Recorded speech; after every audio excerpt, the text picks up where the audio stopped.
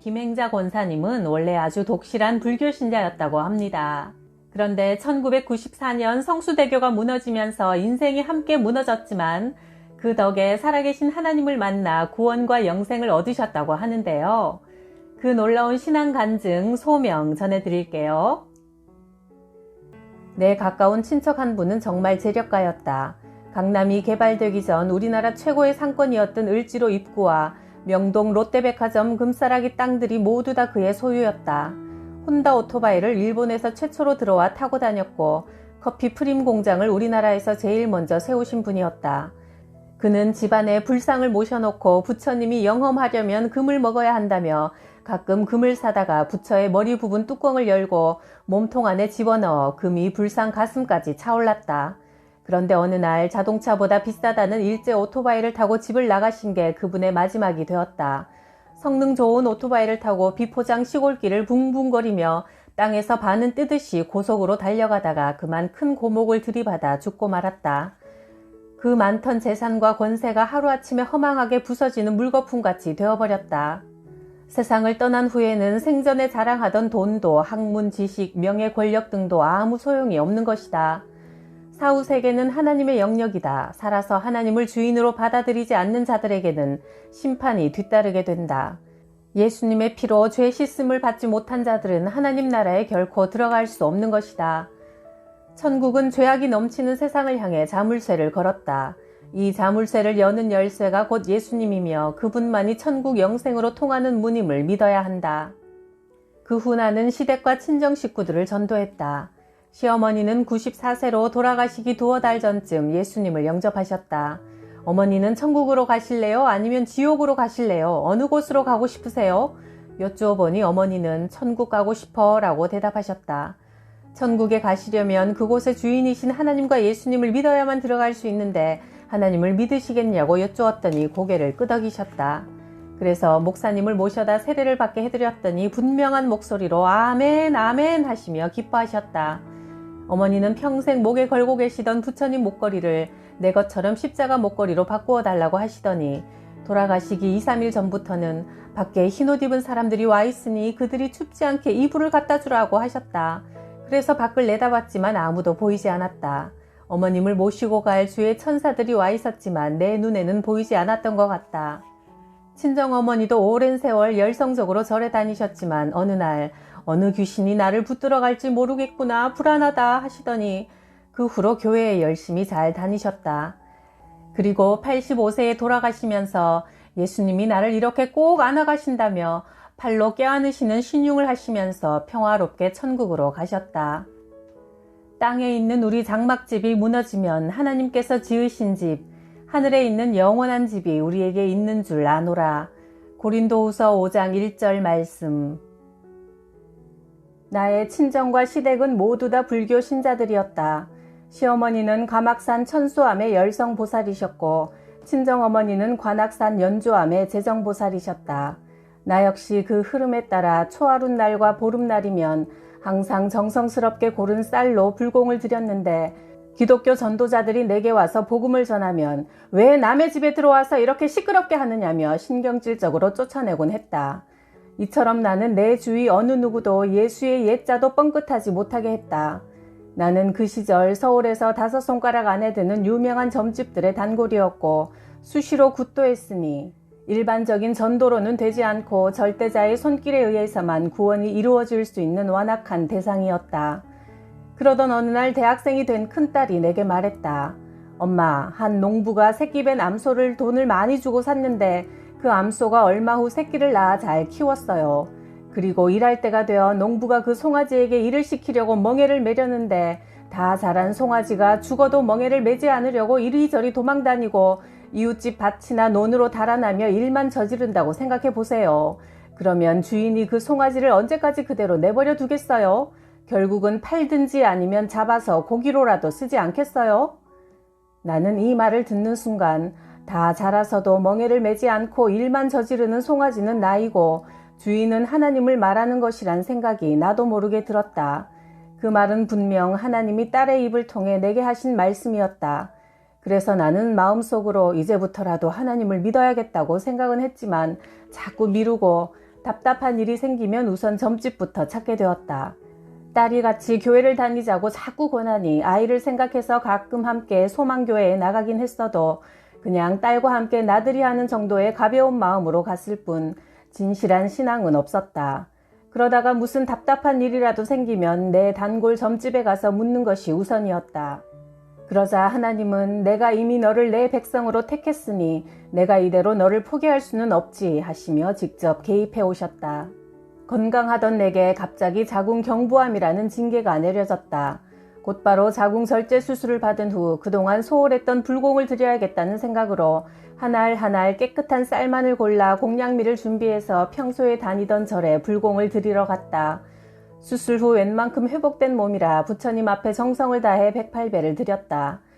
온 몸은 땀으로 젖고 수술받은 아랫배가 약간 불편하긴 했지만 정성을 다했다는 생각에 마음이 개운해졌다.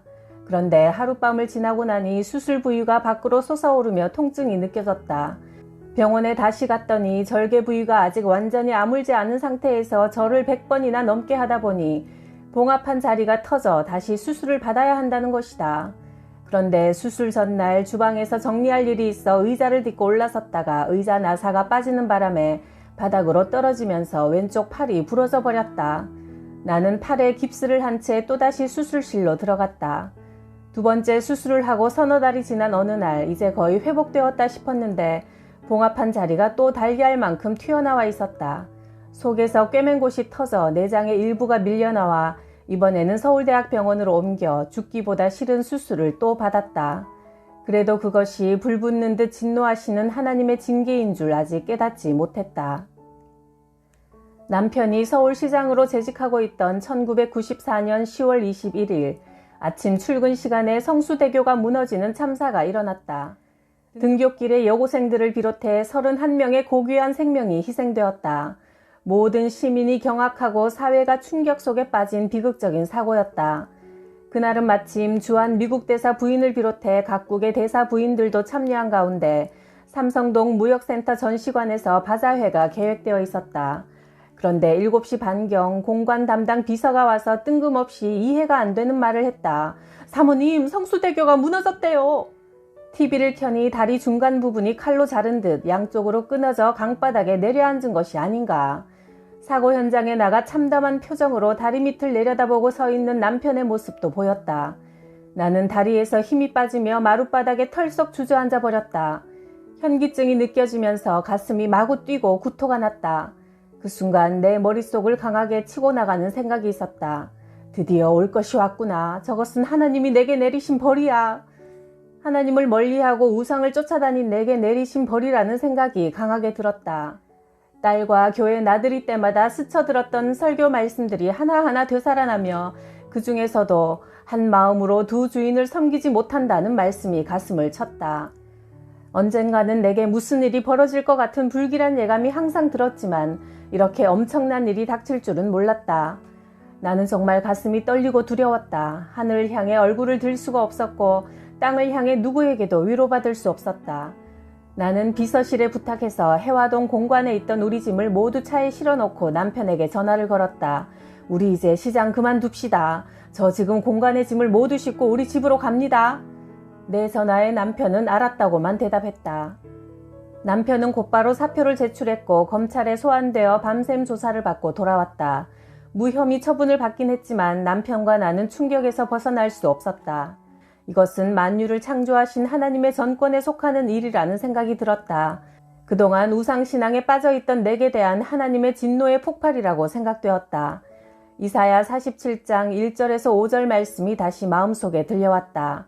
이제 네 보좌가 없어졌으니 너는 땅바닥에 내려앉으라. 네가 다시는 서울시장 부인으로서 우아한 대접을 받지 못할 것이며 이제 누구도 너를 귀하게 대하지 않을 것이다. 너는 땅에 내려앉아 맷돌을 가져다 네 손수 맷돌이나 갈아라.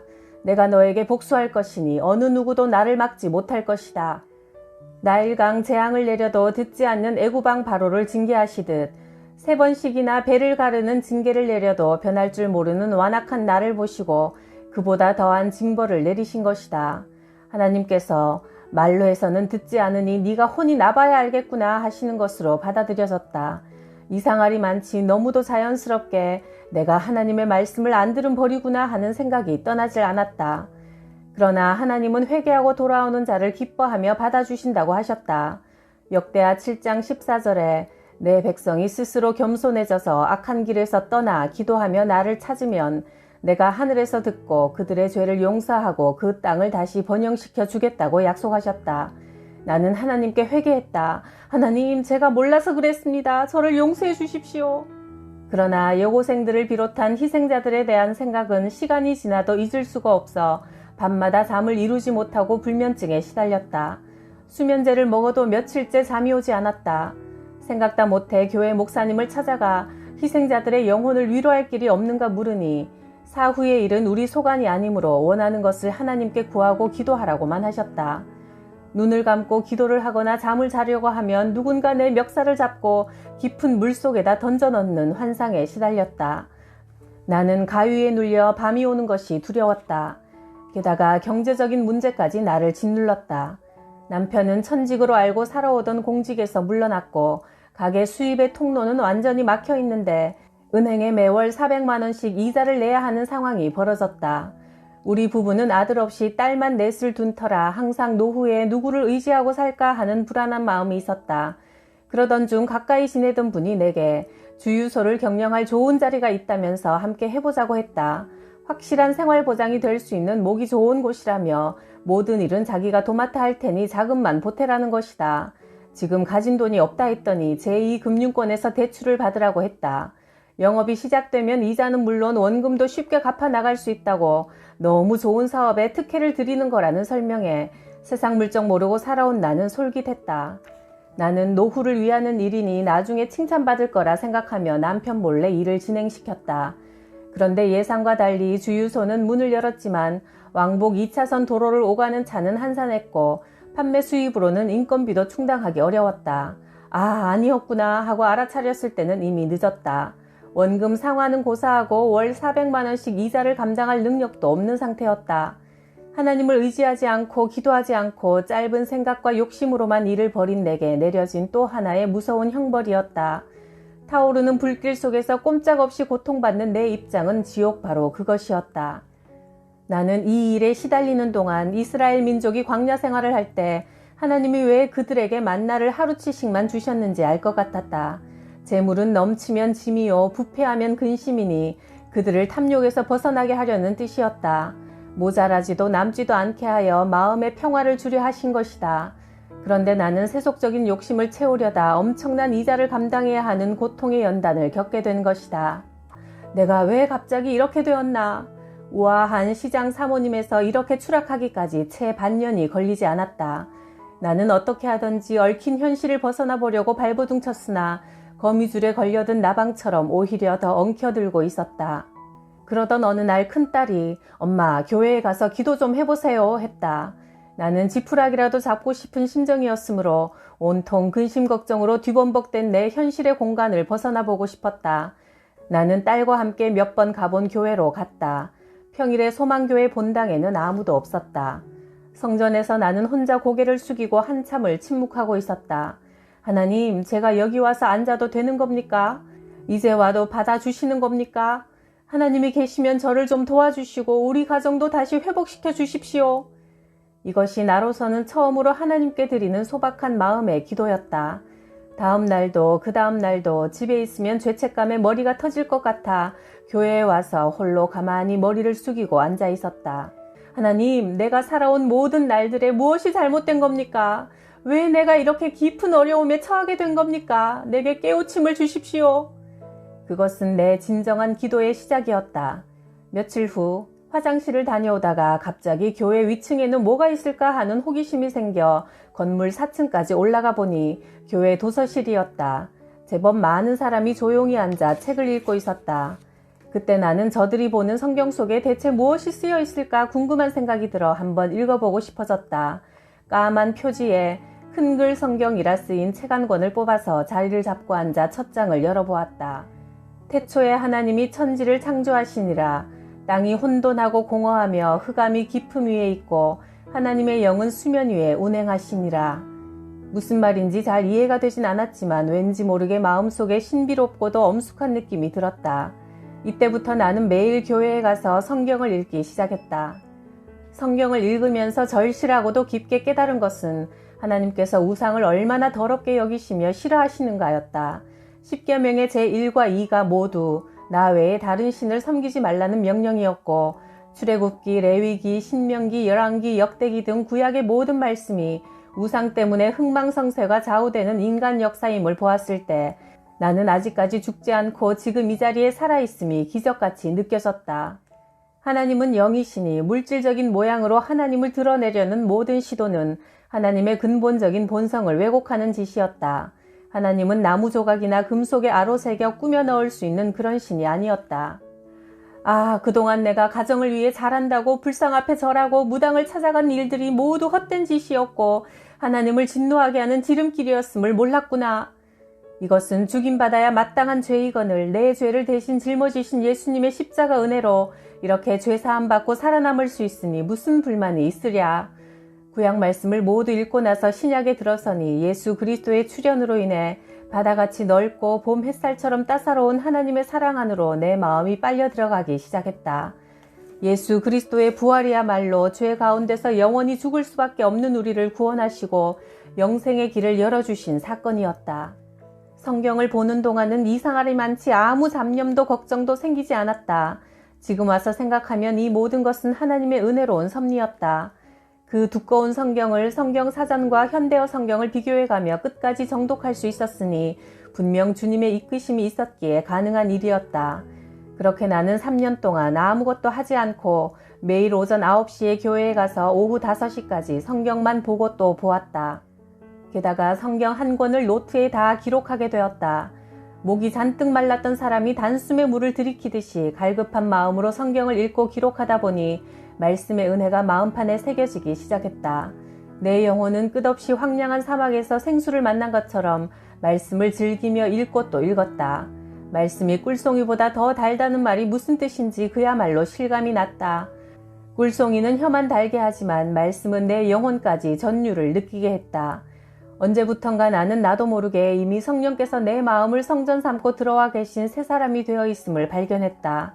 항상 내 곁에 계신 하나님을 느끼며 살게 되었다. 그때 그 교회 독서실은 내 환난과 고난 중에 유일한 피난처요. 하나님의 불같은 진노를 피하여 들어간 도피성과 같은 곳이었다.